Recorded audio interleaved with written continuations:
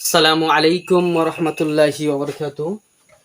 প্রিয় শিক্ষার্থী ভাইরা, আমি এর ত্রিকোণমিতির সূত্র নিয়ে আজকে প্রথম পাঠ আলোচনা করব।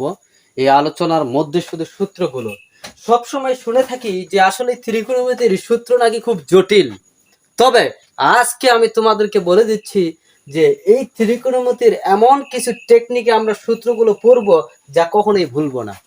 আমরা এটা বিশ্বাস করি যে আসলে সহজ রাস্তা যেদিক সেদিক আহ, সহজ রাস্তা যেদিক সেদিক দিয়ে আমরা যদি হাঁটি তাহলে ইজিলি আমরা সেই গন্তব্যে পৌঁছাইতে পারি, এটা আমরা বিশ্বাস করি এবং জানিও।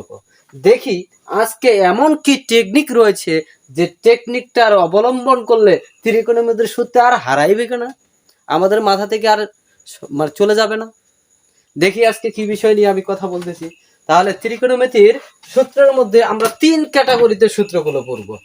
যদি আমার এই 3 ক্যাটাগরির সূত্র হয়ে যায়, ত্রিকোণমিতি আমাকে কেউ আটকাতে পারবে না ভাই।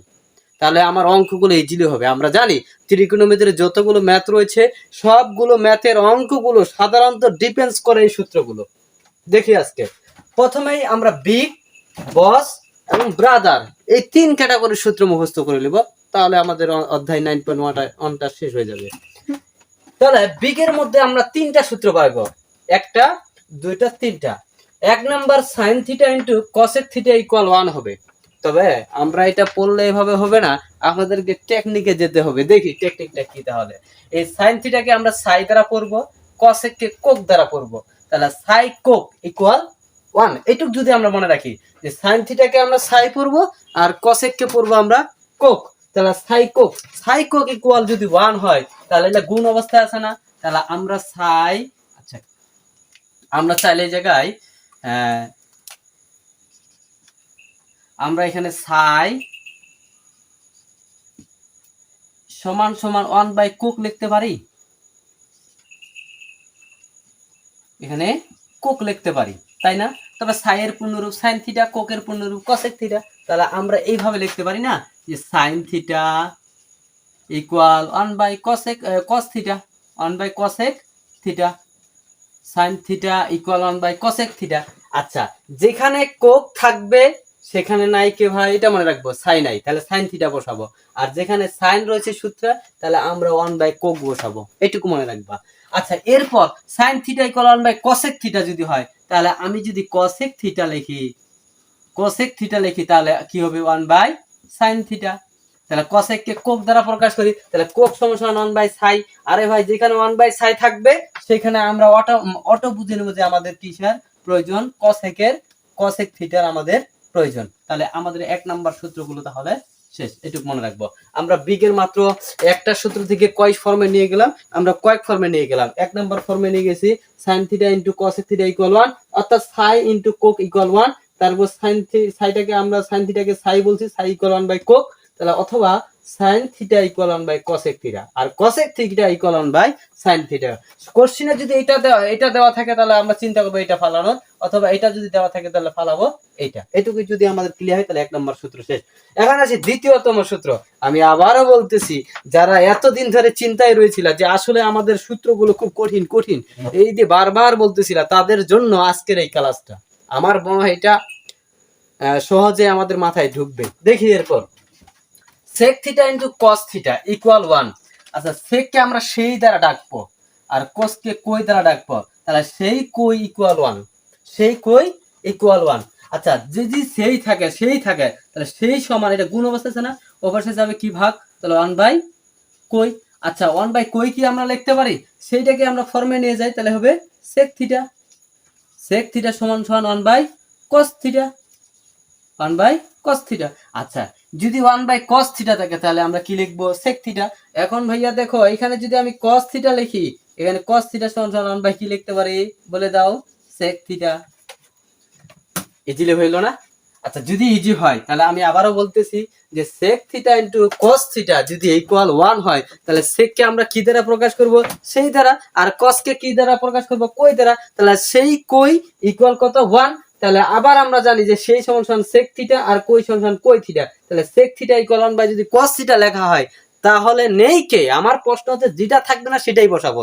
যদি cos থিটা যদি এখানে যদি cos থিটা থাকে তাহলে আমরা sec থিটা সমান বাই sec থিটা নাই ছিল কে ছিল এখানে যদি 1 বাই sec থিটা যদি থাকে দেখো এখানে যদি 1 বাই sec থিটা থাকে নাই কে তাহলে cos থিটা তাহলে cos থিটা বসাবো তাহলে মোটামুটি বিগ এর আমরা কয়টা সূত্র জানলাম দুইটা সূত্র এর বিভিন্ন রূপগুলো আমরা ক্লিয়ার হইলাম এরপরে আমরা যাই tan theta cot theta 1 tan theta cot theta 1 এই সূত্রটার কয়েকটা ফর্মের সূত্র আমরা পড়ব দেখো tan কে আমরা টাই দ্বারা বলবো আর cot থিটা কে বলবো আমরা cot টাই cot ইকুয়াল কি হবে 1 এটুকু মনে রাখবা এই প্রথম কিন্তু আমি এই ইউটিউবে কিন্তু পাবা এই প্রথমে কোন সূত্রের এক নতুন রূপে আবিষ্কার হইলো এটা প্রথম পাইবা তাহলে দেখো টাই cot ইকুয়াল যদি 1 হয় তাহলে আমরা tan থিটাকে টাই দ্বারা ডাকবো cot থিটা ইকুয়াল cot দ্বারা ডাকবো তাহলে টাই cot সমান সমান 1 তাহলে আমরা এটাকে এভাবে লিখতে পারি যে আমি টাই ইকুয়াল 1 বাই cot টাই ইকুয়াল কি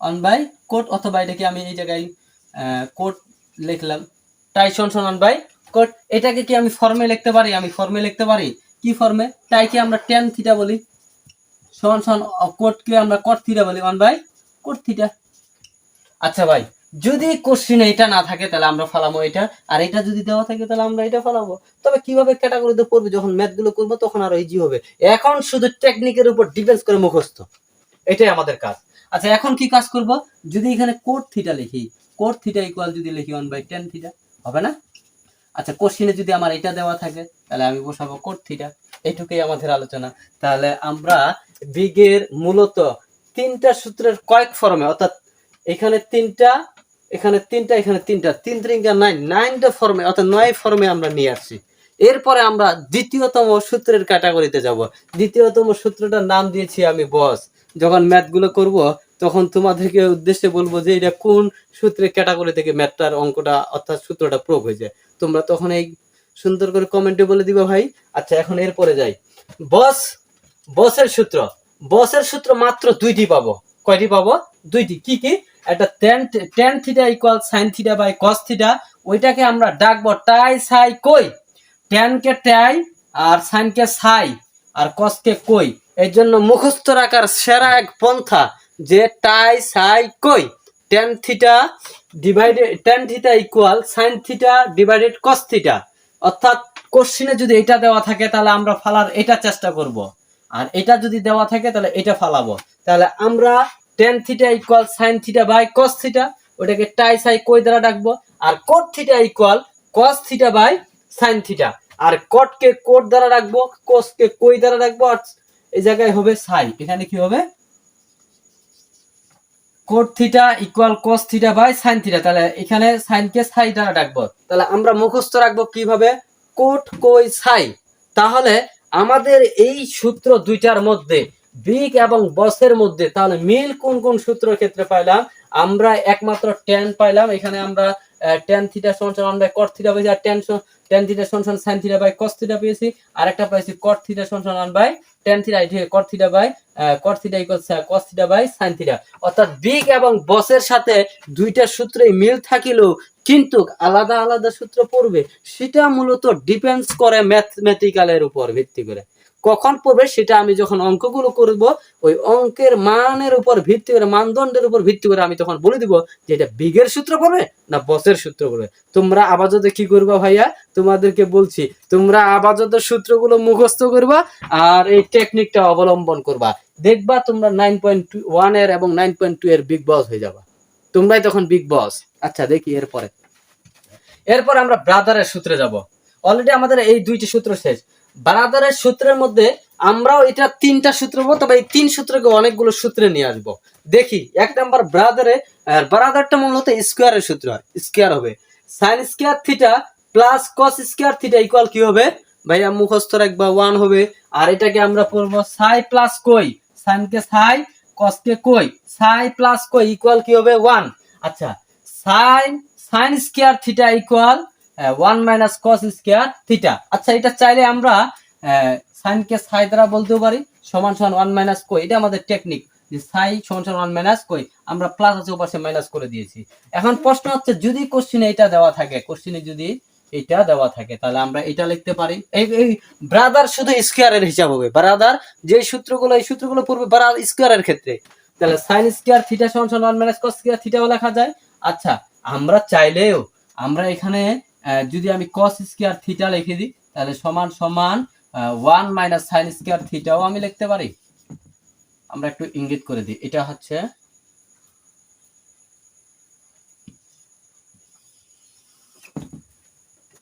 এক বিষয় চলে গেল। তাহলে ব্রাদার শেষ, ব্রাদারকে মনে রাখবো কিভাবে ভাইয়া দেখো একটু, sine square theta plus cos square theta 1, sine কে সাই দ্বারা প্রকাশ করব, কস কে কই দ্বারা প্রকাশ করব। তাহলে সাই প্লাস কই ইকুয়াল 1, তাহলে সাই সমান সমান 1 মাইনাস কই। আচ্ছা, এগুলোকে যদি ফর্মে নিয়ে আসি তাদের পূর্ণরূপে, তাহলে সাই কে সাইন থিটা আর সমান সমান 1 মাইনাস কস কইটাকে 1 মাইনাস কস স্কয়ার থিটা লিখবো। তাহলে এগুলো শুধু ক্ষেত্রে কিসের ক্ষেত্রে হবে? স্কয়ারের ক্ষেত্রে হবে। এরপরে সূত্রটাতে যাই, sec square theta minus tan square theta equal কি লেখা যায়? 1। তাহলে আমরা sec কে সেই দ্বারা প্রকাশ করি, tan কে টাই দ্বারা প্রকাশ করি। তাহলে আমরা এক কাজ করতে পারি ভাই, দেখো আমরা এখানে sec স্কয়ার থিটা সমান সমান ওই এই পাশে মাইনাস আছে, ওই পাশে কি হবে? প্লাস হয়ে যাবে। তাহলে 1 প্লাস tan স্কয়ার থিটা। আমাদের কোশ্চেনে যদি, আবার বলতেছি, আমাদের কোশ্চেনে যখন স্কয়ারের বিষয়গুলো আসবে তখন আমাদের এই সূত্রগুলো পড়বে। দেখো, যখন 1 প্লাস tan স্কয়ার থিটা থাকবে তখন তুমি sec স্কয়ার থিটাও ফলাইতে পারবা। অর্থাৎ এই জায়গায় যে নিয়মটা যে 1 মাইনাস 1 প্লাস টাই, অর্থাৎ এটাকে এইভাবে লিখতে পারি, সেই ইকুয়াল 1 প্লাস টাই। অর্থাৎ যখন 1 প্লাস টাই থাকবে তখন তুমি সেই ফালাইবা, অর্থাৎ sec স্কয়ার ফালাইবা। আর এখানে 1 প্লাস tan স্কয়ার থিটা যখন থাকবে তখন তুমি sec স্কয়ার থিটা ফালাইতে পারবা। তখন সূত্র ম্যাথের উপর ভিত্তি করে sec স্কয়ার থিটা সমান 1 প্লাস tan স্কয়ার থিটাও আমরা ফালাইতে পারি। আমার মনে হয় অলরেডি হয়ে গেছে। এরপরে আমরা আরেকটা সূত্র, এই সূত্রটা এরপরে আমরা যে সূত্রটা বের করব সেটা হচ্ছে মাইনাস tan স্কয়ার মাইনাস, আচ্ছা দেখো আমি এই পাশে লিখতেছি, এখন আমাদের তো এই বিষয়টা শেষ।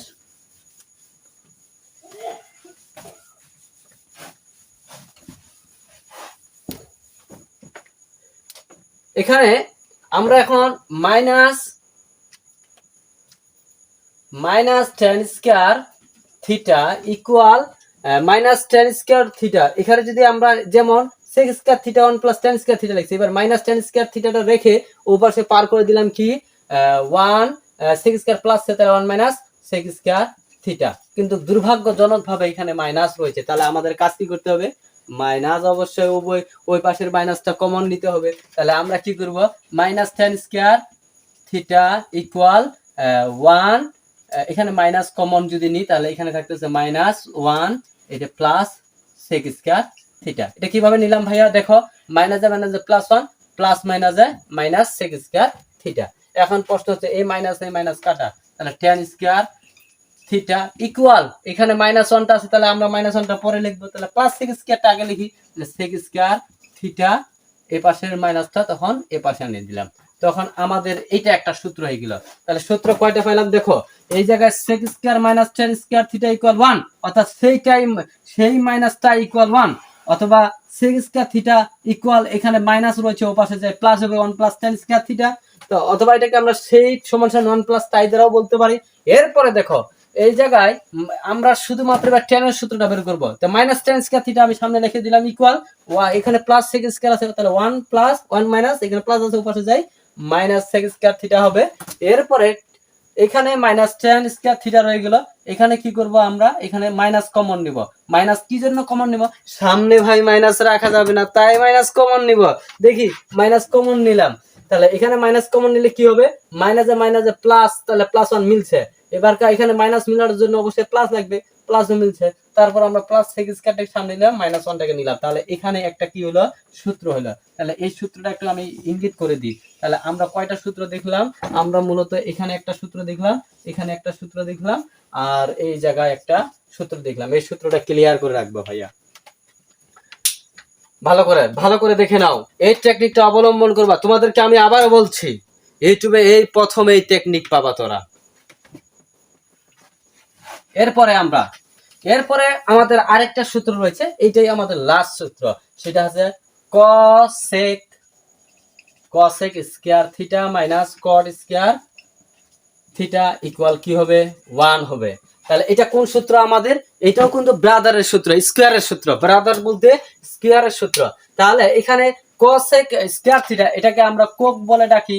তাহলে কোক মাইনাস কোট ইকুয়াল কি হবে 1। টেকনিকটা আমরা মনে রাখবো, Coke Coke minus coat equal 1 মুখস্থ রাখবা। কোক মাইনাস কোট ইকুয়াল 1 যদি আমরা এইভাবে মুখস্থ করতে পারি তাহলে দেখবা অঙ্কগুলো কত সহজ হয়।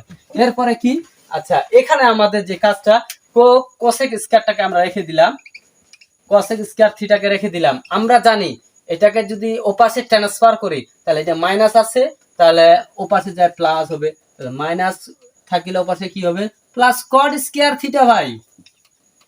ওকে, তাহলে আমরা এখানে একটা সূত্র পেলাম, এটাকে আমি বর্গ করে দিলাম। এই সূত্রটা মনে রাখবা ভাই, এই সূত্রটা মুখস্থ করে রাখবা, যাতে করে আমরা যখন ম্যাথমেটিক্যাল করব তখন আমাদের যাতে ইজি হয়। আর টেকনিকটা কোক মাইনাস কোট ইকুয়াল 1। আচ্ছা যদি টেকনিক আকারে যদি বলতাম তাহলে কেমন হতো? কোক সমান সমান 1 মাইনাস কোট।